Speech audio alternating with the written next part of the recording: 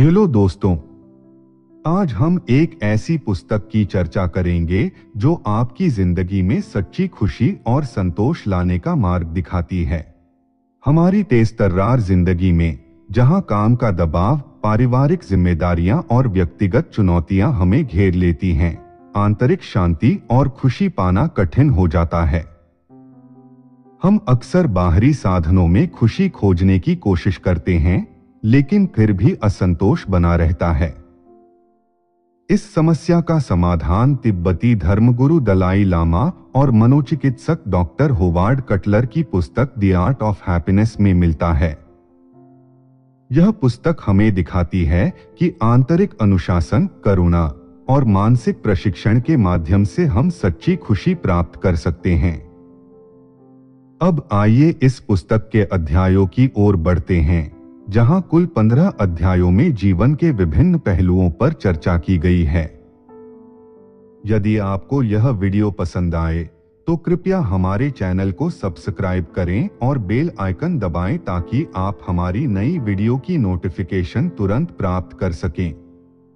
Chapter 1, जीवन का उद्देश्य। इस अध्याय में दलाई लामा बताते हैं कि जीवन का मुख्य उद्देश्य खुशी प्राप्त करना है। हमारी सोच और माइंडसेट इस दिशा में महत्वपूर्ण भूमिका निभाते हैं। वह कहते हैं कि चाहे हम किसी भी धर्म में विश्वास करें या न करें, सभी का लक्ष्य बेहतर जीवन और खुशी की खोज है। हमारे जीवन की गति स्वाभाविक रूप से खुशी की ओर अग्रसर होती है। दलाई लामा के अनुसार खुशी प्राप्त करने के लिए हमें अपने मन को प्रशिक्षित करना आवश्यक है। यह प्रशिक्षण हमारी सोच, भावनाओं और दृष्टिकोण को सकारात्मक दिशा में मोड़ने में मदद करता है। वह बताते हैं कि मन का प्रशिक्षण केवल हमारी बौद्धिक क्षमता या बुद्धि तक सीमित नहीं है, बल्कि इसमें हमारी भावनाएं, हृदय और मन सभी शामिल हैं। आंतरिक अनुशासन के माध्यम से हम अपने दृष्टिकोण और जीवन जीने के तरीके में परिवर्तन ला सकते हैं। इस प्रकार दलाई लामा हमें सिखाते हैं कि खुशी की खोज हमारे जीवन का मूल उद्देश्य है और इसे प्राप्त करने के लिए हमें अपने मन और हृदय को सकारात्मक दिशा में प्रशिक्षित करना चाहिए। चैप्टर 2, खुशी के स्रोत। इस अध्याय में दलाई लामा बताते हैं कि हमारी खुशी बाहरी परिस्थितियों पर निर्भर नहीं करती, बल्कि हमारे मानसिक दृष्टिकोण पर निर्भर करती है। हमारा माइंडसेट और सोचने का तरीका हमारी आंतरिक शांति और संतोष में महत्वपूर्ण भूमिका निभाते हैं। वह उदाहरण देते हैं कि एक महिला जो 32 वर्ष की आयु में सेवानिवृत्त होती है, प्रारंभिक उत्साह के बाद वह अपने सामान्य खुशी के स्तर पर लौट आती है। दूसरी ओर एक पुरुष जिसे HIV पॉजिटिव निदान मिलता है, प्रारंभिक दुख के बाद जीवन की छोटी छोटी चीजों की अधिक सराहना करने लगता है। ये उदाहरण दर्शाते हैं कि हमारी खुशी हमारे मानसिक दृष्टिकोण से अधिक प्रभावित होती है, बजाय बाहरी घटनाओं के। दलाई लामा यह भी बताते हैं कि हमारी तुलना करने की प्रवृत्ति हमारी खुशी को प्रभावित करती है। हम अक्सर अपनी आय, सफलता या संपत्ति की तुलना दूसरों से करते हैं, जिससे असंतोष और दुख पैदा होता है। इसके बजाय हमें उन लोगों से तुलना करनी चाहिए जो हमसे कम भाग्यशाली हैं, ताकि हम अपने जीवन में जो कुछ भी है उसकी सराहना कर सकें। इस दृष्टिकोण से हम संतोष और आभार की भावना विकसित कर सकते हैं, जो हमारी आंतरिक शांति और खुशी को बढ़ाता है। इसके अलावा दलाई लामा बताते हैं कि नकारात्मक भावनाएं, जैसे कि क्रोध और घृणा, हमारी खुशी के लिए हानिकारक हैं। यदि हम अपने भीतर गहरी नफरत या तीव्र क्रोध रखते हैं, तो यह हमारे स्वास्थ्य को नुकसान पहुंचाता है और हमारी खुशी को नष्ट करता है। इसलिए हमें अपने मानसिक दृष्टिकोण को सकारात्मक दिशा में मोड़ने के लिए अपने मन को प्रशिक्षित करना चाहिए।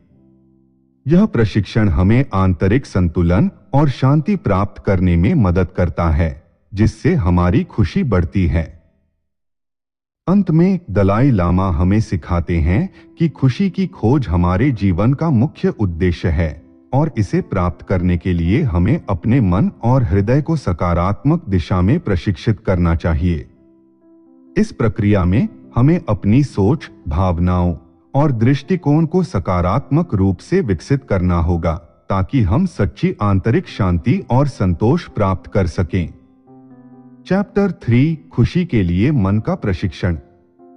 तीसरे अध्याय में दलाई लामा ने इस बात पर जोर दिया है कि सच्ची खुशी प्राप्त करने के लिए हमें अपने मन का प्रशिक्षण करना आवश्यक है।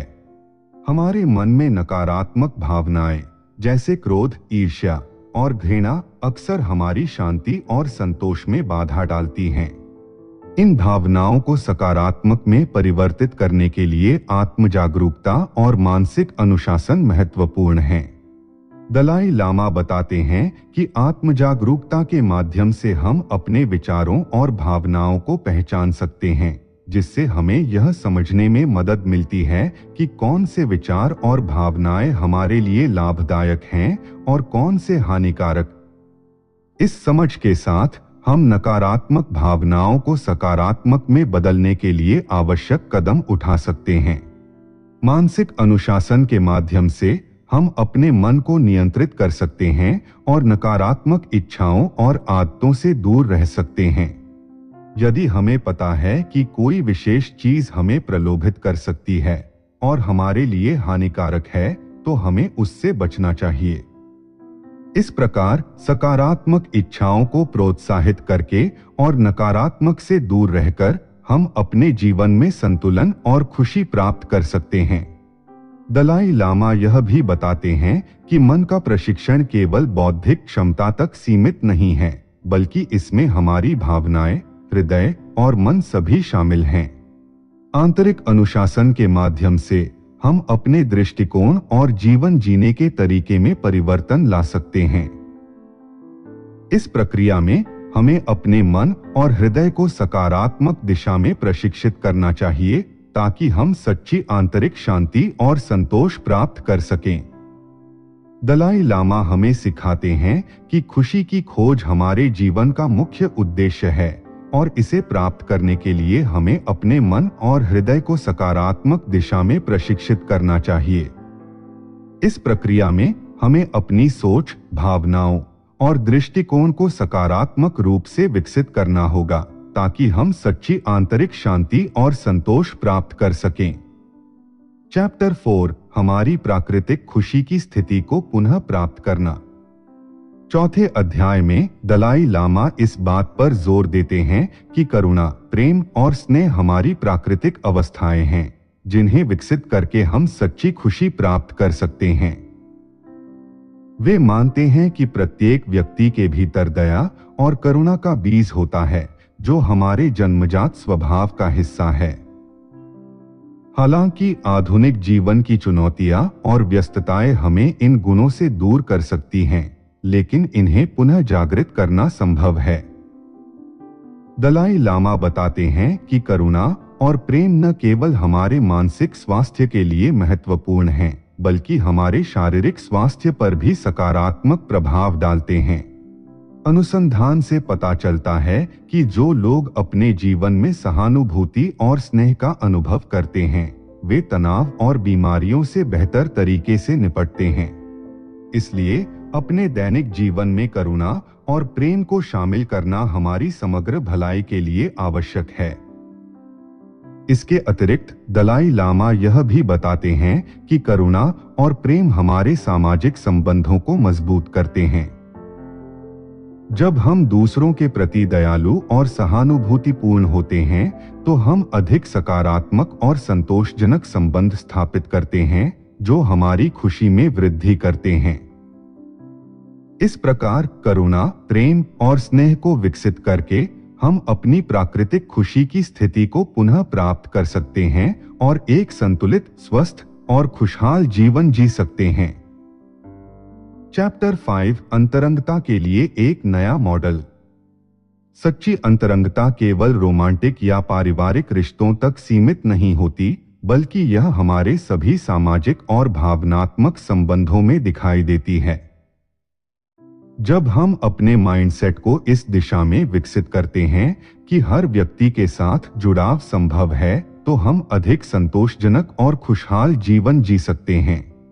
अंतरंगता का आधार केवल भौतिक उपस्थिति या शब्दों का आदान प्रदान नहीं है, बल्कि यह उस गहरे कनेक्शन पर निर्भर करता है जो हम दूसरों के साथ महसूस करते हैं। आजकल सोशल मीडिया, मोबाइल और इंटरनेट के जरिए लोग जुड़ते तो हैं, लेकिन भावनात्मक रूप से डिस्कनेक्टेड महसूस करते हैं। इसका कारण यह है कि हमारी बातचीत सतही हो गई है और हम गहरे संबंध बनाने की कला को भूलते जा रहे हैं। दलाई लामा कहते हैं कि अंतरंगता विकसित करने के लिए करुणा, ईमानदारी और म्यूचुअल रिस्पेक्ट जरूरी है। जब हम बिना किसी स्वार्थ के दूसरों की भलाई चाहते हैं, तो हमारे रिश्ते मजबूत होते हैं। किसी व्यक्ति के साथ सच्चा संबंध तभी बन सकता है जब हम जजमेंटल हुए बिना उनकी भावनाओं को समझें और स्वीकार करें। इसके अलावा फियर और इनसिक्योरिटी अंतरंगता में सबसे बड़े बाधक हैं। कई लोग यह सोचकर गहरे रिश्ते बनाने से बचते हैं कि वे ठुकराए जा सकते हैं या फिर धोखा खा सकते हैं। लेकिन सच्ची अंतरंगता तभी संभव है जब हम ट्रस्ट और वल्नरेबिलिटी को अपनाएं। एक ओपन माइंडसेट रखते हुए जब हम दूसरों को समझने और उनसे जुड़ने की कोशिश करते हैं, तो न केवल हमारे संबंध बेहतर होते हैं, बल्कि हमारा इमोशनल वेलबीइंग भी मजबूत होता है। अंतरंगता केवल व्यक्तिगत जीवन तक सीमित नहीं है, बल्कि यह प्रोफेशनल लाइफ में भी जरूरी है। जब हम अपने ऑफिस, टीम या किसी भी वर्क एनवायरनमेंट में विश्वास और सहयोग की भावना से काम करते हैं, तो प्रोडक्टिविटी और क्रिएटिविटी दोनों बढ़ती हैं। इस अध्याय का सार यह है कि अंतरंगता का सही मॉडल वह है जो ओपन कम्युनिकेशन, ट्रस्ट और अंडरस्टैंडिंग पर आधारित हो। जब हम अपने रिश्तों में सच्ची करुणा और सहानुभूति विकसित करते हैं, तभी हम गहरी और संतोषजनक खुशी प्राप्त कर सकते हैं।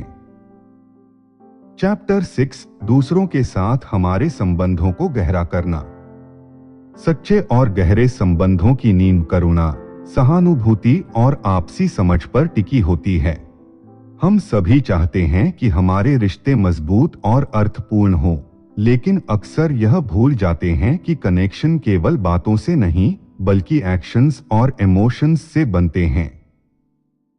जब हम दूसरों की भावनाओं को समझते हैं और बिना किसी स्वार्थ के उनकी भलाई चाहते हैं, तभी सच्चे संबंध विकसित होते हैं। आज के समय में जब सोशल मीडिया और इंटरनेट ने लोगों को जोड़ने की सुविधा दी है, वहीं यह भी देखा गया है कि रिश्ते सतही होते जा रहे हैं। लोग अपने मोबाइल स्क्रीन्स पर तो घंटों समय बिताते हैं, लेकिन फेस टू फेस बातचीत का महत्व भूलते जा रहे हैं। किसी व्यक्ति के साथ गहरा संबंध तभी बन सकता है जब हम एक्टिवली लिसन करें, उनके विचारों और भावनाओं को समझने की कोशिश करें और बिना किसी स्वार्थ के उनकी मदद करें। सहानुभूति का अर्थ केवल यह नहीं है कि किसी की परेशानी समझी जाए, बल्कि यह भी है कि उनकी स्थिति में खुद को रखकर देखा जाए। जब ऐसा किया जाता है तो एक नेचुरल करुणा विकसित होती है, जिससे रिश्ते मजबूत होते हैं। उदाहरण के लिए, ऑफिस या टीम में काम करते समय अगर सहकर्मियों के नजरिए को समझने की कोशिश की जाए और उनके चैलेंजेस को रिकॉग्नाइज किया जाए, तो न केवल वर्क एनवायरनमेंट बेहतर होता है, बल्कि प्रोडक्टिविटी भी बढ़ती है। रिश्तों को गहरा बनाने में पेशेंस और ऑनेस्टी की भी अहम भूमिका होती है।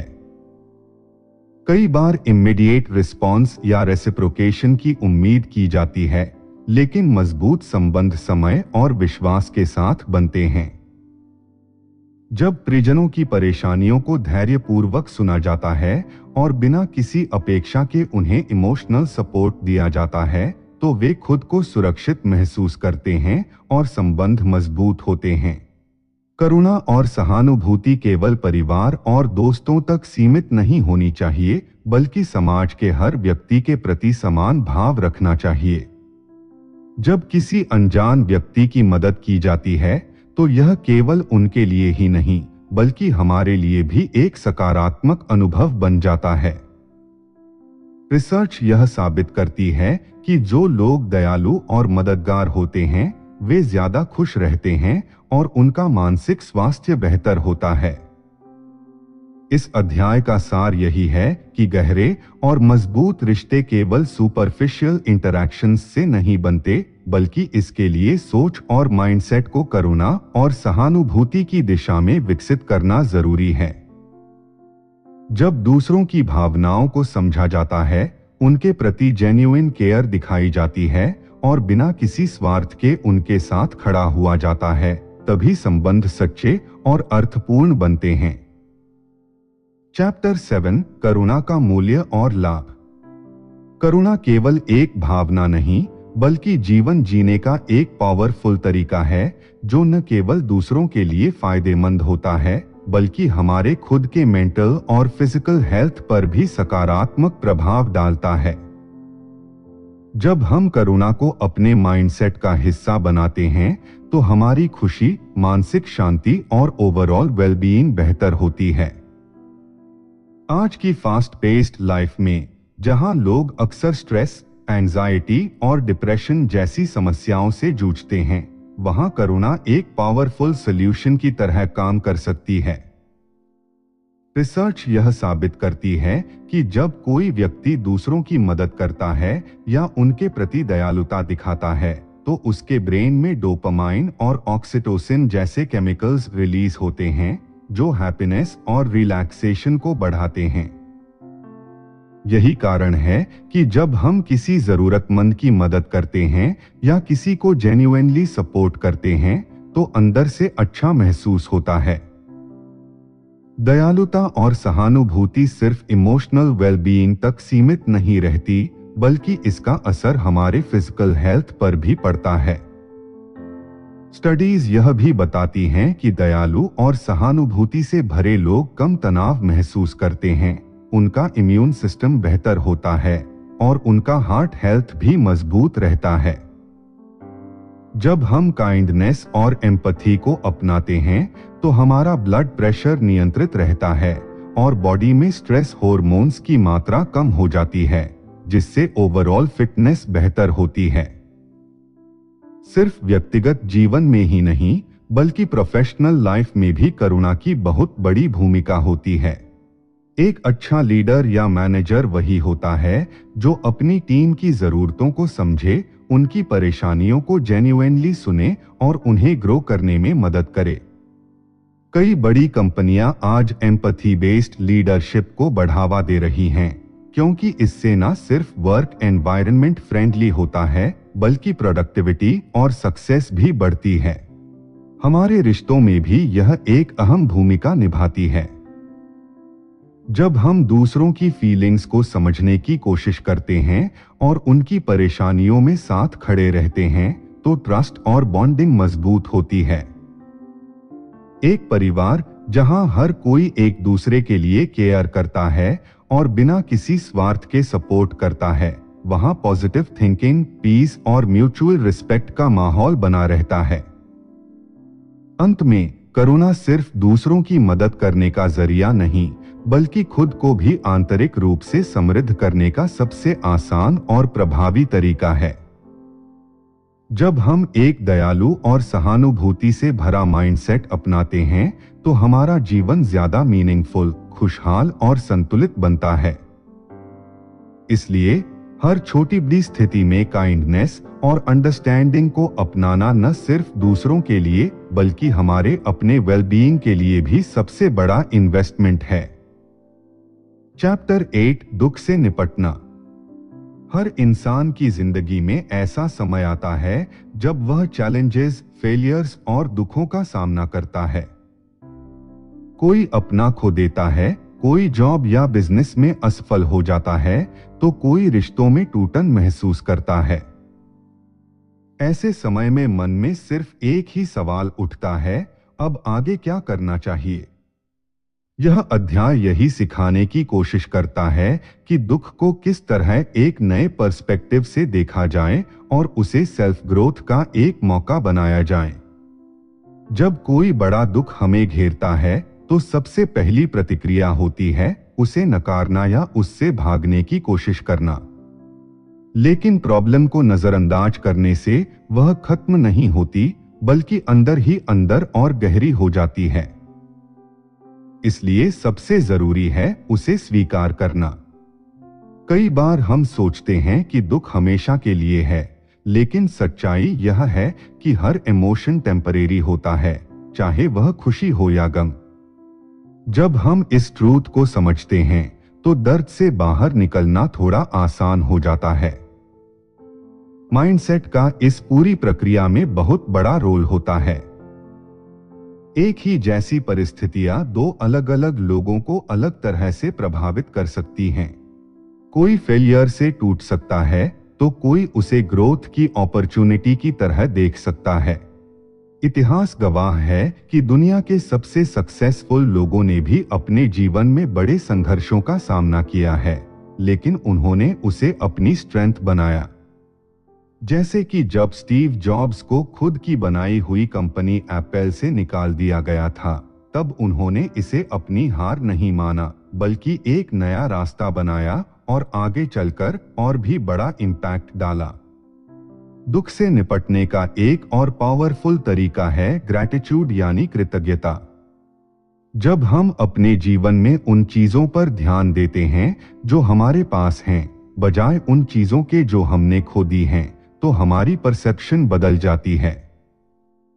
कई स्टडीज यह साबित कर चुकी हैं कि ग्रैटिट्यूड रखने से मेंटल हेल्थ बेहतर होती है, स्ट्रेस कम होता है और ओवरऑल वेलबीइंग इंप्रूव होती है। इसलिए जब भी जीवन में कोई कठिनाई आए तो यह देखने की कोशिश करें कि इस सिचुएशन से क्या सीख सकते हैं और कैसे इसे अपनी ग्रोथ के लिए इस्तेमाल कर सकते हैं। इसके अलावा एक स्ट्रॉन्ग सपोर्ट सिस्टम का होना भी बहुत जरूरी है। फैमिली, फ्रेंड्स या कोई मेंटोर, ऐसे लोग जो मुश्किल समय में आपके साथ खड़े हों, आपको इमोशनली सपोर्ट करें और सही डायरेक्शन दिखाएं। कई बार हम अपने दुख में इतने उलझ जाते हैं कि सही सॉल्यूशंस तक नहीं पहुंच पाते, लेकिन जब कोई बाहर से हमें गाइड करता है तो चीजें क्लियरर हो जाती हैं। सेल्फ कंपैशन यानी खुद के प्रति दयालुता रखना भी उतना ही जरूरी है। जब कोई और दुखी होता है तो हम उसे दिलासा देते हैं, उसकी मदद करते हैं, लेकिन जब खुद पर कोई परेशानी आती है तो हम खुद को ही दोष देने लगते हैं। यह अप्रोच गलत है। खुद को समझना, अपनी गलतियों को माफ करना और आगे बढ़ने का साहस रखना ही असली स्ट्रेंथ है। यही माइंडसेट हमें हर तरह के दुख से बाहर निकाल सकता है और एक नया रास्ता दिखा सकता है। चैप्टर 10, क्रोध और घृणा से निपटना। हम सभी ने कभी न कभी क्रोध और घृणा का अनुभव किया है। ये भावनाएं इतनी शक्तिशाली होती हैं कि हमारे रिश्तों, मानसिक शांति और यहां तक कि स्वास्थ्य को भी प्रभावित कर सकती हैं। लेकिन क्या आपने कभी सोचा है कि क्रोध और घृणा का असली कारण क्या है? क्या हम इनसे बच सकते हैं और अपनी जिंदगी को ज्यादा शांत और खुशहाल बना सकते हैं? यही इस अध्याय का मुख्य विषय है। क्रोध अक्सर तब आता है जब चीजें हमारी उम्मीदों के अनुसार नहीं होती। कोई हमें अपमानित कर देता है, हमारा अपमान करता है या फिर हमारी इच्छाओं को नजरअंदाज कर देता है। घृणा दूसरी तरफ लंबे समय तक पनपने वाला एक जहरीला भाव है जो हमें किसी व्यक्ति, समाज या हालात के खिलाफ भर देता है। लेकिन जब हम क्रोध और घृणा को अपने अंदर पालते हैं तो वे हमें ही जलाने लगते हैं। हमारे शरीर में स्ट्रेस हार्मोन्स बढ़ जाते हैं, जिससे हाई ब्लड प्रेशर, एंजाइटी और डिप्रेशन जैसी समस्याएं जन्म लेती हैं। अब सवाल उठता है कि इन नकारात्मक भावनाओं से छुटकारा कैसे पाया जाए। इसका जवाब है समझ, धैर्य और करुणा। जब हम किसी के व्यवहार को उसके नजरिए से देखने की कोशिश करते हैं तो हमें समझ आता है कि हर इंसान किसी न किसी संघर्ष से गुजर रहा होता है। कोई गुस्से में है क्योंकि वह खुद अंदर से टूटा हुआ है, कोई नफरत कर रहा है क्योंकि उसे कभी प्यार नहीं मिला। जब हम इस सच्चाई को स्वीकार कर लेते हैं तो हमारे अंदर करुणा उत्पन्न होती है और घृणा का स्थान सहानुभूति ले लेती है। दलाई लामा यह समझाते हैं कि जब भी क्रोध या घृणा महसूस हो तो कुछ देर के लिए खुद को शांत करें। डीप ब्रीदिंग, मेडिटेशन और सेल्फ रिफ्लेक्शन से मदद मिलती है। किसी भी प्रतिक्रिया से पहले सोचें कि क्या आपका गुस्सा उचित है, क्या इससे समस्या हल होगी या और बढ़ेगी। कई बार हम छोटी छोटी बातों पर क्रोधित हो जाते हैं, लेकिन जब हम कुछ देर बाद उस स्थिति को देखते हैं तो हमें एहसास होता है कि यह इतना बड़ा मुद्दा नहीं था। घृणा से बचने का सबसे अच्छा तरीका फॉरगिवनेस यानी क्षमा है। यह आसान नहीं है, लेकिन यह हमारे मन को हल्का कर सकता है। क्षमा का मतलब यह नहीं कि हम गलतियों को भूल जाएं, बल्कि इसका मतलब है कि हम खुद को उस नकारात्मकता से आजाद कर लें। जब हम किसी को माफ करते हैं तो असल में हम खुद को एक बड़े बोझ से मुक्त करते हैं। दलाई लामा हमें यह भी याद दिलाते हैं कि जीवन में शांति और खुशहाली पाने के लिए हमें अपने मन को प्रशिक्षित करना होगा। जिस तरह हम शारीरिक स्वास्थ्य के लिए एक्सरसाइज करते हैं, वैसे ही मानसिक स्वास्थ्य के लिए हमें पॉजिटिविटी, पेशेंस और माइंडफुलनेस को विकसित करना होगा। जितना ज्यादा हम अपने विचारों पर नियंत्रण रखेंगे, उतना ही कम क्रोध और घृणा हमारे जीवन में जगह बना पाएंगे। चैप्टर 11, चिंता और आत्मसंदेह से निपटना। चिंता और आत्मसंदेह किसी भी इंसान की सफलता और खुशी के सबसे बड़े दुश्मन होते हैं। यह वो भावनाएं हैं जो न सिर्फ हमारे दिमाग को कमजोर करती हैं, बल्कि हमारे कॉन्फिडेंस और डिसीजन मेकिंग एबिलिटी को भी प्रभावित करती हैं। चिंता करने से कोई समस्या हल नहीं होती, बल्कि यह हमें और ज्यादा उलझा देती है। कई बार हम ऐसे सवालों में फंस जाते हैं जिनका कोई ठोस जवाब नहीं होता। अगर मैं फेल हो गया तो लोग क्या सोचेंगे? क्या मैं वाकई इस काम के लायक हूं? ये सभी विचार हमारे ग्रोथ को रोकते हैं और हमें एक्शन लेने से पहले ही हरा देते हैं। दलाई लामा बताते हैं कि चिंता और आत्मसंदेह से निकलने का सबसे अच्छा तरीका है प्रेजेंट मोमेंट में जीना। जब हम भविष्य को लेकर ज्यादा सोचते हैं या अपने पास्ट की गलतियों में उलझे रहते हैं, तो हमारी एनर्जी वहीं खत्म हो जाती है। हमें खुद को बार बार यह याद दिलाना चाहिए कि जो हुआ उसे बदला नहीं जा सकता और जो आने वाला है उसे कंट्रोल नहीं किया जा सकता। लेकिन अभी इस मोमेंट में हम क्या कर सकते हैं, यही सबसे महत्वपूर्ण है। इसके अलावा हमारा माइंडसेट भी हमारी चिंता और आत्मसंदेह को कम करने में बहुत बड़ी भूमिका निभाता है। अगर हम अपनी सोच को पॉजिटिव डायरेक्शन में मोड़े और अपने छोटे छोटे अचीवमेंट्स को रिकॉग्नाइज करें, तो हमें खुद पर भरोसा बढ़ने लगता है। सेल्फ डाउट तब कम होने लगता है जब हम अपनी एबिलिटीज को पहचानते हैं और खुद को यह याद दिलाते हैं कि हम पहले भी मुश्किलों से बाहर निकले हैं। दलाई लामा मेडिटेशन को भी एंजाइटी कम करने का एक पावरफुल टूल मानते हैं।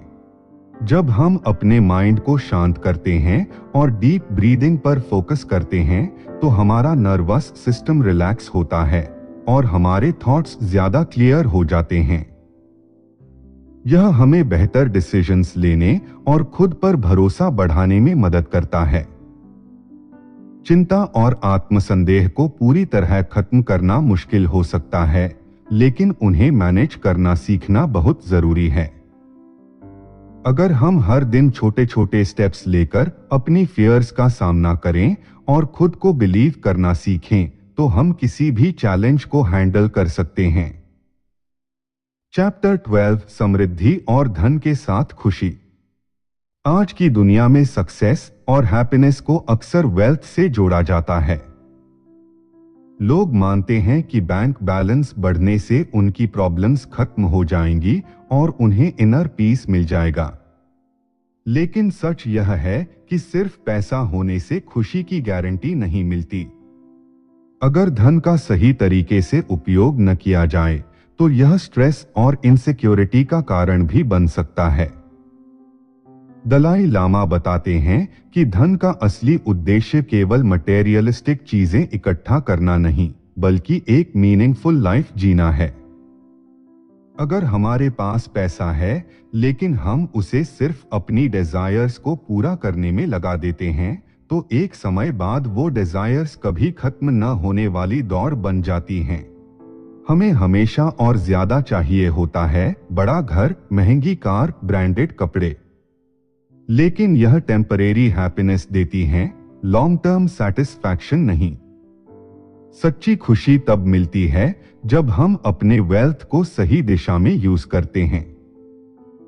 इसका मतलब यह नहीं कि खुद के लिए कुछ न खरीदे, बल्कि बैलेंस बनाएं।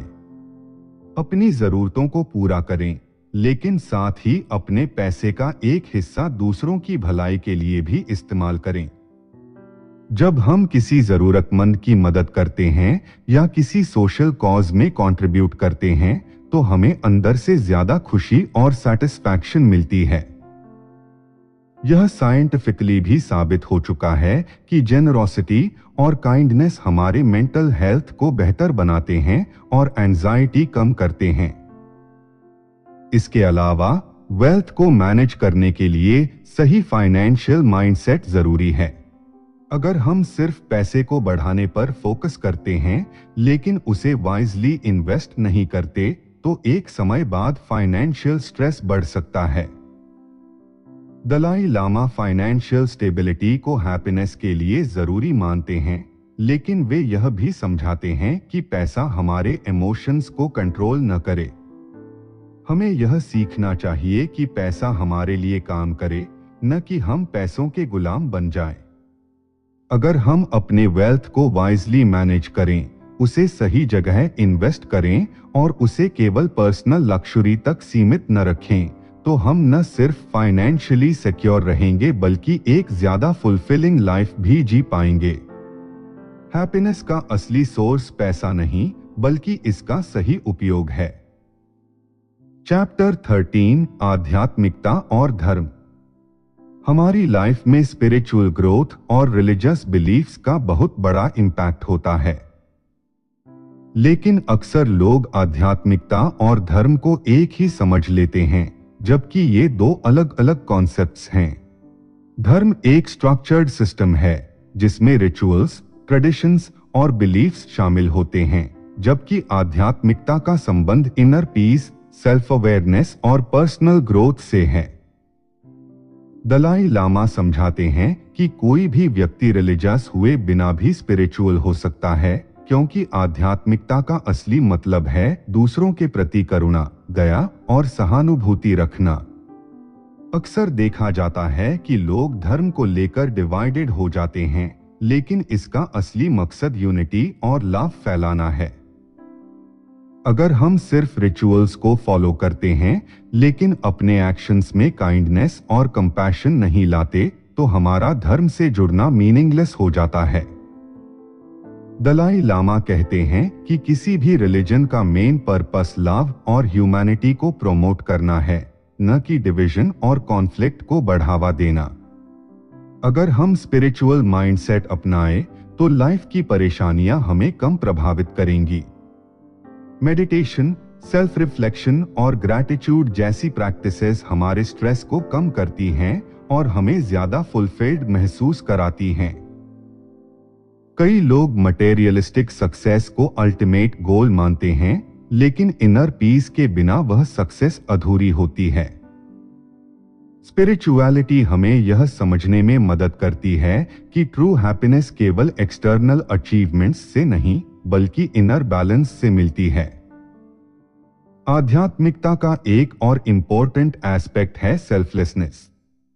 जब हम केवल अपनी इच्छाओं और फायदे के बारे में सोचते हैं तो यह हमें कभी भी पूरी तरह संतुष्टि नहीं देता।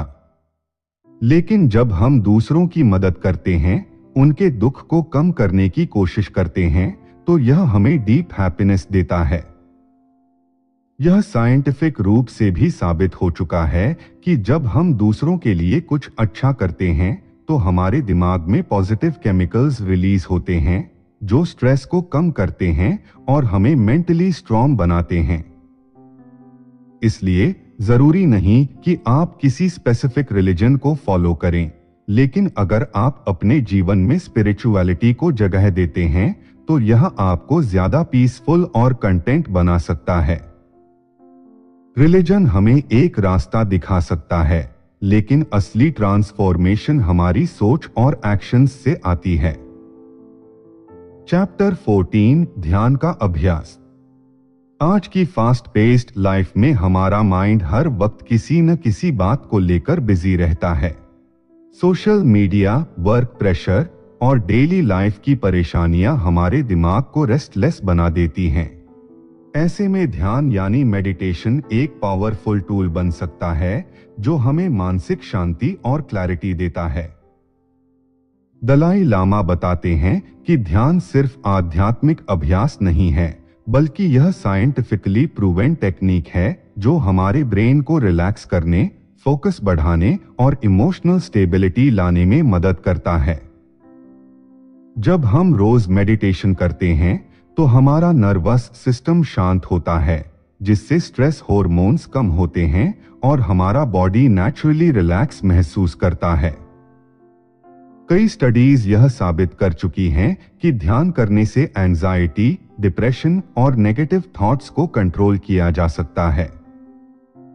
यह सिर्फ मंक्स या स्पिरिचुअल गुरुज के लिए नहीं, बल्कि हर व्यक्ति के लिए फायदेमंद है, चाहे वह स्टूडेंट हो, बिजनेसमैन हो या हाउसवाइफ।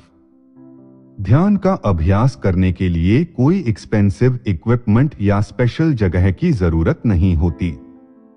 इसे कहीं भी किया जा सकता है, अपने बेडरूम में, ऑफिस में या पार्क में।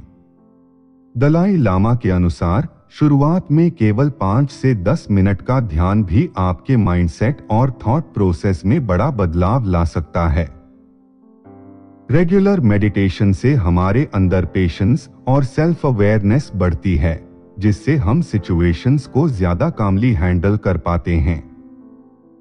ध्यान करने के कई मेथड्स हैं, लेकिन सबसे आसान तरीका है ब्रीदिंग मेडिटेशन।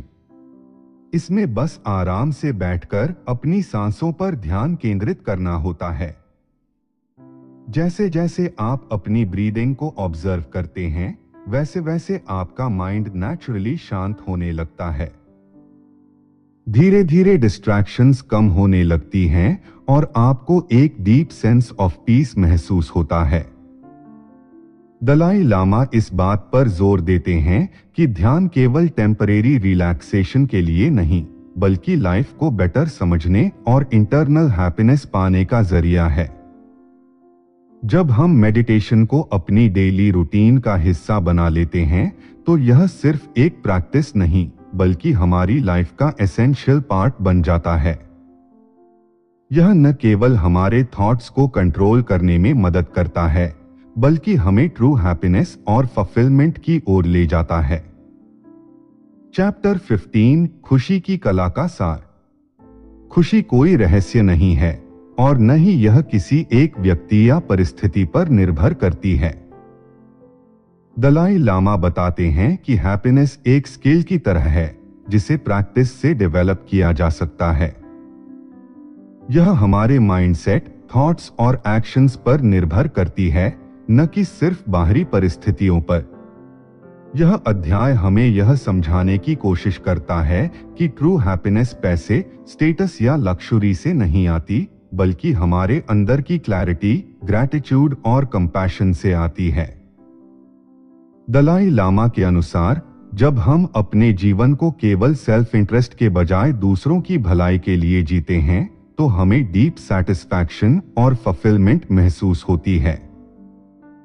कई बार हम सोचते हैं कि खुशी केवल मटेरियल सक्सेस से आती है, लेकिन रिसर्च यह साबित करती है कि लॉन्ग टर्म हैप्पीनेस का असली कारण मीनिंगफुल रिलेशनशिप्स, पॉजिटिव थिंकिंग और इमोशनल स्टेबिलिटी होता है। अगर हम अपने गोल्स और डिजायर्स को सही दिशा में चैनलाइज करें तो हम इनर पीस और हैप्पीनेस को अचीव कर सकते हैं। इस अध्याय में बताया गया है कि हमें हर दिन अपने थॉट्स और इमोशंस को ऑब्जर्व करना चाहिए। जब हम एंगर, जेलसी या फियर से घिरे होते हैं तो हमें अपने माइंड को काम करने के लिए मेडिटेशन या ग्रैटिट्यूड प्रैक्टिस करनी चाहिए। ग्रैटिट्यूड यानी आभार प्रकट करना हमें नेगेटिविटी से दूर रखता है और हमारी लाइफ की छोटी छोटी चीजों में भी हैप्पीनेस देखने की एबिलिटी को बढ़ाता है। दलाई लामा यह भी बताते हैं कि हमारी लाइफ में सफरिंग और चैलेंजेस आना स्वाभाविक है, लेकिन हमें उन्हें एक्सेप्ट करके उनसे सीखना चाहिए। जब हम किसी भी समस्या को लर्निंग एक्सपीरियंस की तरह देखते हैं तो हमारा माइंडसेट ऑटोमेटिकली स्ट्रॉन्गर और पॉजिटिव हो जाता है। स्ट्रेस और एंजाइटी से बचने के लिए हमें अपनी एक्सपेक्टेशंस को बैलेंस रखना चाहिए और उन चीजों पर फोकस करना चाहिए जो हमारे कंट्रोल में हैं। सबसे जरूरी बात यह है कि हैप्पीनेस एक जर्नी है, न कि कोई डेस्टिनेशन। इसे बाहर ढूंढने के बजाय हमें अपने अंदर डेवलप करना होगा। जब हम माइंडफुलनेस, काइंडनेस और सेल्फ अवेयरनेस को अपनी डेली लाइफ में अपनाते हैं तो धीरे धीरे हमारी लाइफ ज्यादा मीनिंगफुल और हैप्पी बन जाती है। दलाई लामा हमें सिखाते हैं कि ट्रू हैप्पीनेस किसी मैजिक फॉर्मूला से नहीं मिलती, बल्कि यह छोटे छोटे पॉजिटिव चेंजेस से आती है जिन्हें हम हर दिन अपने जीवन में अप्लाई कर सकते हैं।